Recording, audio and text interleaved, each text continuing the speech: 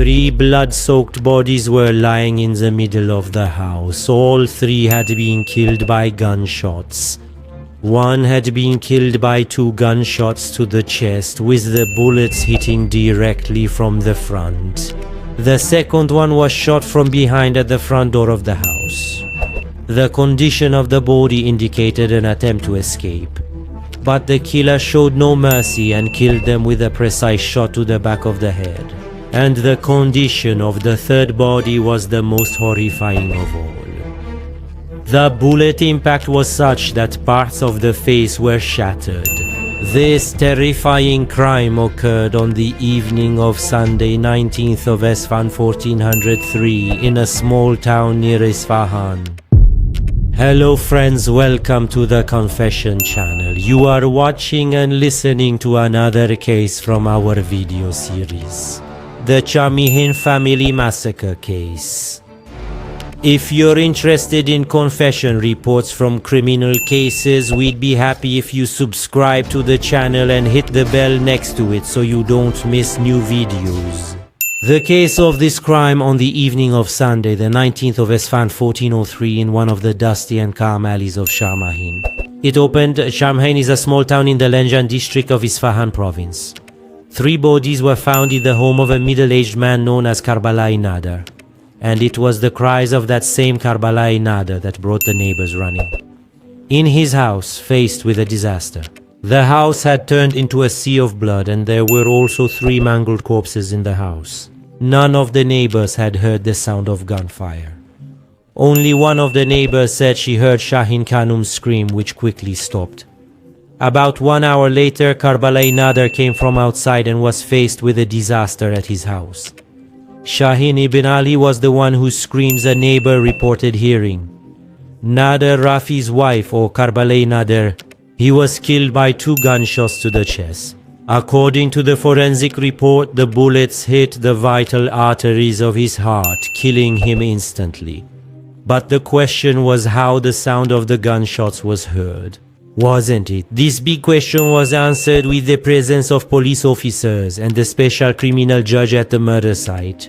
The weapon with which these 3 people were killed was still at the crime scene and next to one of the bodies.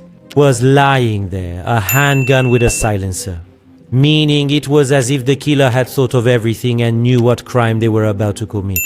For this reason, with a silencer-equipped gun. Ken had come, other than Shahin ibn Ali, who was killed by 2 bullets to his chest. The second body belonged to his young daughter Zahra Rafi. Zahra was killed by a direct shot from behind to her head in front of the building's exit door. Had fallen. Zahra was the one who wanted to escape, but the killer didn't spare her and precisely shot her from the back of the head and killed her. And we come to the person, third, the one with the shattered face lying in the middle of the house. The secret of the crime lies in this third body. It was obvious that the first person to be the focus of the investigation and be interrogated would be Karbalai Nader, because he was the first person to arrive at the crime scene and encounter the 3 bodies. Of course, given Karbalai Nader's disheveled and chaotic state and the fact that he wasn't home at the time of the murders, the initial likely hypothesis that he had a role in the incident was dismissed. And further investigations revealed that the reality, what's the story, Nader Rafi, Zahra's father and Shahin's husband, had been at home with his family an hour before the crime. But due to an unexpected guest and some discussions that arose, he had to leave the house for a few minutes.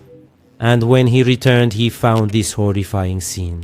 He encountered both his wife and daughter were killed, as well as that unexpected guest, Hamid Reza Jafarian, known as Salman, Zahra's fiancé. To recount this bitter crime, we need to start about 2 hours earlier. Nader and Shahin were at home with their daughter Zahra, and they had 3 guests. Nader and Shahin's eldest daughter, whose husband was traveling, was staying with her 2 children. It was them. On the evening of Sunday, the 19th of Esfand, their doorbell rang and there was someone at the door whom neither of them wanted to see or speak with. Hamid Reza Jafarian, whom they called Salman, was at the door. Talking to him, Hamid Reza Jafarian, whom they called Salman, was behind the door. Salman was Zahra's fiancé. He had wanted Zahra for a long time, but both Zahra and her family opposed the marriage. However, 35-year-old Salman kept pursuing, sending messages, and involving others to the point that he left that family with no reputation in that small town, and everyone in the town knew about the unsuccessful proposal. The situation escalated so much that everyone and anyone who saw Zara or her parents in the street, alley, and lane, he would follow up on the matter and ask, "So what are they doing? Are they saying yes to Salman or not?" Zara was divorced, and there were already rumors about a divorced woman. In a small town, there is gossip, let alone someone pursuing her every day and creating stories. The social pressures on this quiet, respectable, and unproblematic family in that small town were so intense. Finally, they agreed to perform a short-term engagement contract for Salman and Zara, allowing them to visit each other for a couple of months. If they changed their minds about Salman, they would say yes, and if not, Salman would stop pursuing them and stay away. The formal engagement between Zara and Salman doesn't last long, and both Zara and her family come to this conclusion.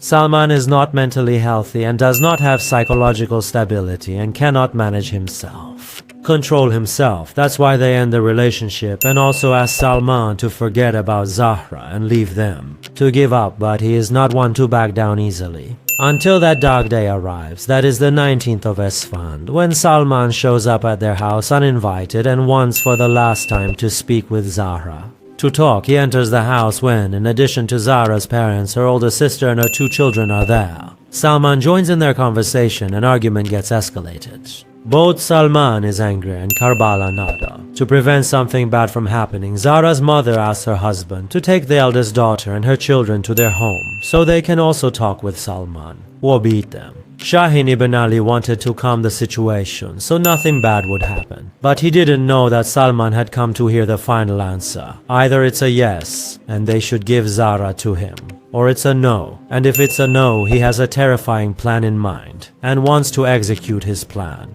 Listen to the rest of the story from Zahra's sister. The sister said Hamid Reza Jafarian, who was known as Salman, had been in love for many years. Was Zahra. But my parents opposed their marriage because Salman and his family were troublesome and quarrelsome people.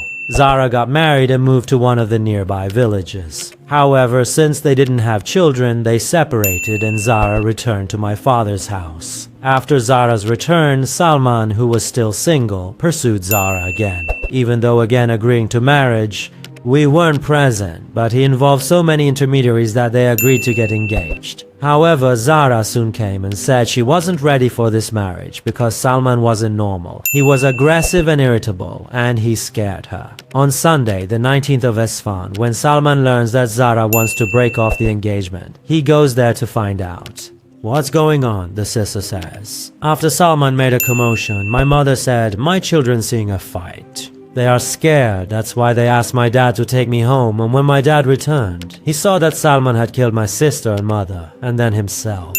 Committed suicide." The report of this crime with the examination of the murder scene by the county's criminal division officers, the criminal duty judge, and of course forensic medical tests on the bodies to determine the exact time of death, this way, was compiled. The murderer, after realizing that this family was against the marriage, pulled out a gun with the intent to shoot Zahra, but her mother jumped in front and was initially targeted, and she was killed by a bullet to her heart. Zahra, seeing the shooting, attempted to flee, but the murderer targeted her at the door and shot. Finally, he placed the gun barrel under his chin and fired.